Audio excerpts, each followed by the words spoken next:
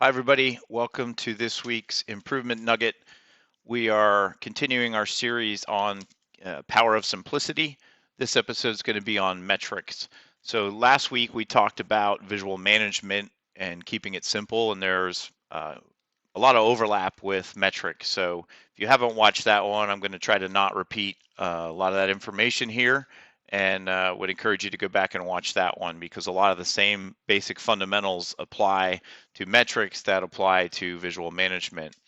And one thing that I do want to make sure I want to repeat because it's very critical for both metrics and visual management is they need to be simple. Again, why it's in the series of Power of Simplicity.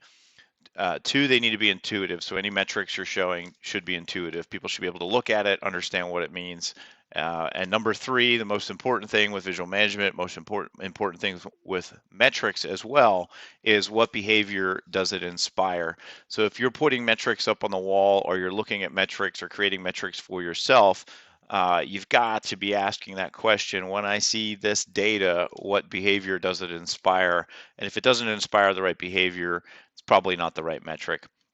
So I want to just talk a little bit more basic fundamental there. Got to have that part. But as far as simple and metrics, there are times and cases, complex problems where you do need very complex data, very complex metrics to paint the picture for you and get you where you need to go. And I wouldn't discourage that if it's the right application. However, most times we overcook those things. It's very easy to just pile on all this information, make it far more complex than it needs to be. When you think about simplification of data, I'm not only talking about the amount, but how to collect it. So what's the mechanism you're using to collect the data? Is it simple for somebody to put in the information you need to generate the data? And then also simple to understand and then simple to act upon.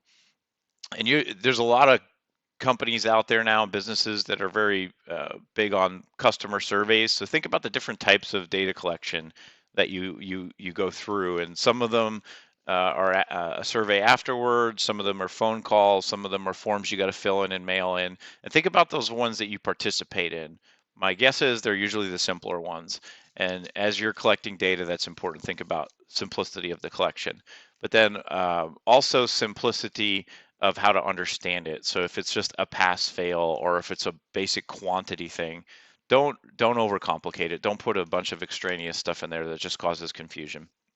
I've got these stickers here in front of me. This is one system that we've used many different places that you just simply put the sticker up there. And it's very easy to stand back and see if you've got a lot more red stickers than green stickers. That's where you have to focus.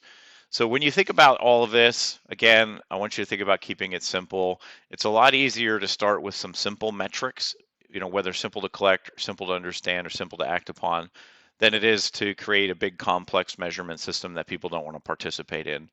As you start doing this and you understand that maybe you do have the right metrics, it is starting to drive the right behavior, but you need more data, it's always a little easier to add something and make it a little more complex as you start to take action than it is to completely overwhelm it in the beginning. So incrementally get to where you need to get, but start simple and stay simple if you can.